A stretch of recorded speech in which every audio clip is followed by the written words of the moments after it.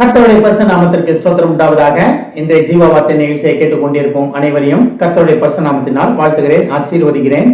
இன்றைய தீன தியானத்திற்கு தேவன் கொடுத்த வேத பகுதி அது யோவான் எழுதின சுவிசேஷம் 1ஆம் அதிகாரம் 12ஆம் வசனம். யோவான் 1:12.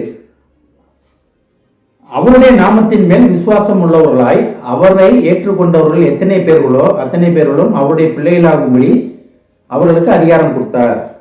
பாருங்க, நீங்கள் எல்லாமே தேவனுடைய பிள்ளைகள், தேவனால் உண்டாக்கப்பட்டவர்கள், தேவ சாயலாக உண்டாக்கப்பட்டவர்கள். இதையும் தாண்டி என்ன சொல்றார்? தேவனுடைய பிள்ளைகள், என்னோட பிள்ளைகள்னு பிதாவானவர் சொல்லுகிறார் நம்மளை நோக்கி. எப்பேற்பட்ட பாக்கியம் பெற்ற மக்கள் நம்ம, தேவனை ஏற்றுக்கொண்டவர்கள். தேவனை ஏற்றுக்கொள்ளாதவர்களை பற்றி இது பைபிளில் பேசப்படல, அவங்களுக்கும் தான் பைபிள் சொல்லப்பட்டு இருக்கிறது. தேவனை ஏற்றுக்கொண்டவங்களோ ஏற்றுக்கொள்ளாதவர்களோ அனைவருக்குமான வேதம் அது. ஆனால் இதில் ஸ்பெசிஃபிக்காக வந்து சொல்றாரு பாருங்க, அவருடைய நாமத்தின் மேல் விசுவாசம் உள்ளவர்களாய் அவரை ஏற்றுக்கொண்டவர்கள் எத்தனை பேர்களோ.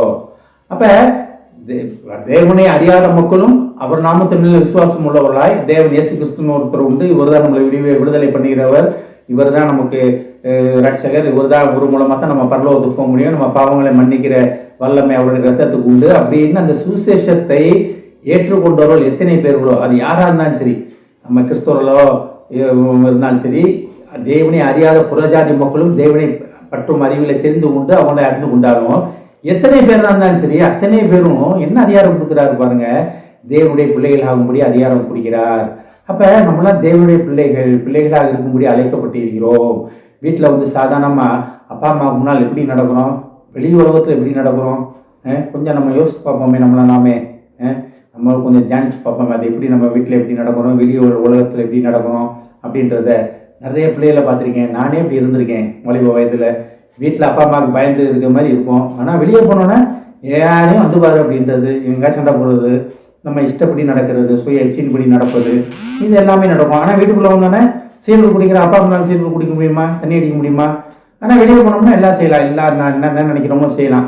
ஆனால் அப்பா பார்த்து கொண்டே இருக்கிறார் அப்படின்னு என்ன நம்பி விட்டுருக்காங்க அப்படின்ற பிள்ளைகள் வந்து கூட இருக்கவங்க அவங்க எந்த தவறும் செய்ய மாட்டாங்க. அந்த மாதிரி இப்போ ஃப்ரெண்ட்ஸும் இருந்திருக்காங்க எனக்கு. நீங்களும் அதை நிறைய பார்த்துருப்பீங்க, நீங்களுமே இருந்திருப்பீங்க, அந்த மாதிரி இருந்திருப்பீங்க. வீட்டை விட்டு வெளியே வந்தால் ஒரு வாழ்க்கை, வீட்டுக்குள்ளே ஒரு வாழ்க்கை. அப்போ ரெட்ட வாழ்க்கை வாழ்ந்து கொண்டு இருக்கோம் மனிதர்களாக நம்ம காணப்படுகிறோம். நம்ம வந்து இச்சை நம்மளோட ஆசை பாசங்களை நிப்பாட்ட முடியல, பிதாவுக்கு அப்பா அம்மாவுக்கு பயந்து நடக்கணுன்றதையும் நம்மளால் விட முடியல. ரெண்டுக்கும் நடுவில் ஒரு இடைப்பட்ட வாழ்க்கை வாழ்ந்து கொண்டிருக்கிறோம். ஆனால் தேவனுடைய பிள்ளைகளாக இருந்தோம்னு வச்சுக்கோங்களேன், பிதாவானவரனை பார்த்து கொண்டே இருக்கிறாருன்னா நம்ம எந்த இடத்துல இருந்தாலுமே நம்ம சரியாக இருப்போம். அதாவது நிறைய நேரத்தில் ஒரு சென்சஸில் சொல்லுவாங்க, மனிதன் வந்து தனிமையில் இருக்கும் பொழுது தன்னை யாரும் பார்க்கல, தன்னை சுற்றி இருக்க மக்களுக்கு வந்து என்னை பற்றி தெரியாது, நான் யாருன்னே தெரியாது, நான் தனிமையில் இந்த இடத்துல வந்து எனக்கு தெரிஞ்சவங்க யாருமே இல்லை அப்படின்னா அது எந்த எக்ஸ்ட்ரீமுக்கும் போக தயாராக இருப்பாங்களாம். ஒரு சாதாரண ஒரு உளவியல் சென்சஸ் ஒன்று சொல்லுது இதை பற்றி. ஆனால் தேவனுடைய பிள்ளைகளாக இருக்கும் நம்ம வந்து எப்படி இருப்போம், தேவனுக்கு பிரியமானபடி இருப்போம். அவரை ஏற்றுக்கொண்டோம்னா எப்படி இருக்கணும், அவரு சாயலாக படைக்கப்பட்ட நம்ம, அவர் நமக்காக வைத்திருக்கிற வேதத்தை அறிந்து கொண்டு நம்மளுடைய வழிகளை அறிந்து கொண்டு அதன்படி நடப்பவர்களாக நாம் காணப்பட வேண்டும். அப்ப தேவனுடைய பிள்ளைகளாக இருக்கும்படி நமக்கு அதிகாரம் கொடுத்திருக்கிறார், தேவனே அதிகாரம் கொடுத்திருக்கி விட்டார் நமக்கு. அப்ப நம்ம அந்த அதிகாரத்தை வைத்து என்ன செய்ய போகிறோம், அந்த அதிகாரத்தை அந்த அழைப்பை வைத்து நம்ம என்ன செய்ய போகிறோம் என்பதை நாம் இன்றைய தினம் தியானிப்பதற்காக தேவன் உங்களை அழைக்கிறார். தேவன் பிள்ளைகளாக இருக்கும்போது அதிகாரம் கொடுத்திருக்காருன்னா உங்க மூலமாக அநேகர் தேவன் அண்டை வர வேண்டும், அன்னையருக்கு நீங்கள் சாட்சியாக வாழ வேண்டும், கிறிஸ்துவை பிரதிபலிப்பவர்களாக, கிறிஸ்துவை வெளியே காட்டுபவர்களாக நீங்கள் வாழ வேண்டும். நடமாடும் நிருபங்களாக பவுல் சொன்னது போல நீங்கள் நடமாடும் நிருபங்களாக இருப்பதற்காக தேவன் உங்களை அழைக்கிறார். தேவனுடைய பிள்ளைகளாக இருக்கும்படி எப்படின்னா இப்படி தேவன் தன் சொந்த குமாரனை எதுக்காக அனுப்பினார், நம்மளை மீட்டுக் கொள்வதற்காக. நம்ம ஒரு அந்த எக்ஸ்ட்ரீம் வந்து போக வேணாம், அந்த எக்ஸ்ட்ரீம் போகிறதுக்காக தேவன் நம்மளை அழைக்கவில்லை, ஆனால் அடுத்தவங்க சாட்சி உள்ள வாழ்க்கை வாழ்வதற்காக தேவன் நம்மளை அழைக்கிறார். நம்ம எந்த இடத்துல இருக்கோம், நம்ம ஆராய்ந்து பார்ப்போம்.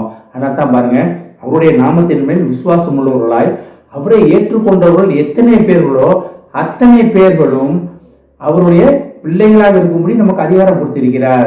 அப்ப நீங்க தேவனுடைய பிள்ளைகள், அடுத்தவங்க போய் நீங்க சுவிசேஷத்தை சொல்ல வேண்டும். தேவனுடைய வல்லமையை, தேவன் உங்களை மீட்டு கொண்டதை, தேவனுடைய கிருபையை நீங்க உலகத்துக்கு சொல்லி அநேகரை தேவனண்டை கொண்டு வந்து சேர்க்கும் பாத்திரமாக நீங்க இருக்க வேண்டும். தேவனுடைய சித்தம் தான். அதுக்காகத்தான் உங்களுக்கு தேவனுடைய பிள்ளைகளாக இருக்கும்படி தேவன் உங்களுக்கு அதிகாரம் கொடுத்திருக்கிறார். அந்த அதிகாரத்தை வைத்து நம்ம என்ன செய்ய போகிறோம் என்பதை நாமே ஆராய்ந்து பார்ப்பதற்காக இன்றைய தினம் தேவன் உங்களை அழைக்கிறார். ஆமென். எங்களை அதிகமாக நேசிக்கும் அன்பின் பரலோக பிதாவே, நாங்கள் உம்முடைய பிள்ளைகளாக இருக்கும்படி எங்களுக்கு அதிகாரம் கொடுத்த மகா கிருபைக்கா நன்றி ஆண்டவரே. நாங்கள் உலகத்தாராக இருந்தாலும் தோப்பனே, நாங்கள் பிதாவின் பிள்ளைகள் என்பதை நாங்கள் அறிந்து அதற்கேற்றபடி நடக்க எங்களுக்கு உதவி செய்ய மாட்டவரே. ஏஸ்தாவனே, பரலோக பிதாவே, உம்முடைய பிள்ளைகளாக நாங்கள் உலகத்தில் எப்படி நடக்க வேண்டும், என்ன செய்ய வேண்டும், என்ன செய்யக்கூடாது என்பதை நீர் எங்களுக்கு திட்டம் தெளிவாக போதிய மாட்டவரே. இந்த வேதாகமத்தை படித்து அதை நாங்கள் தெரிந்து கொண்டு உமக்கு சாட்சியான வாழ்க்கை வாழ இன்னும் அநேகரை உம்மண்டை கொண்டு வந்து சேர்க்கும் பாத்திரமாக நீர் எங்களை அழைப்பதற்காக நன்றி ஆண்டவரே. இதை கேட்டுக்கொண்டிருக்கும் ஒவ்வொருவரையும் ஆசீர்வதிக்கிறோம் அப்பா. ஒவ்வொரு குடும்பத்தையும் ஆசீர்வதிக்கிறோம் ஆண்டவரே. ஏஸ்தாவனே, நீர் அழைத்த பிள்ளைகள் ஆண்டவரே. ஏஸ்தாவனே, உம்முடைய பிள்ளைகள் ஆண்டவரே. அவர்கள் உலக கஷ்டங்கள், நஷ்டங்கள், பிரச்சனைகள் அனைத்திலிருந்து அவர்கள் நீங்களாக்கி தோப்பனே அநேகருக்கு சாட்சியான வாழ்க்கை வாழப்போவதற்காக நன்றி ஆண்டவரே. குடும்பத்தில் உள்ள ஒவ்வொருவரையும் ஆசீர்வதிக்கிறோம் அப்பா. பெரியோர் முதல் சிறியோர் முதல் வரை தவணை உண்மை உறுதியாக பற்றி கொண்டு உமக்கு சாட்சியான வாழ்க்கை வாழ உதவி செய்யும் ஆண்டவரே. ஆசீர்வதிக்கிறோம் அப்பா. இயேசுவின் மூலமாக கேட்கிறேன் நல்ல பிதாவே, ஆமென். கர்த்தர் உங்களை ஆசீர்வதிப்பாராக.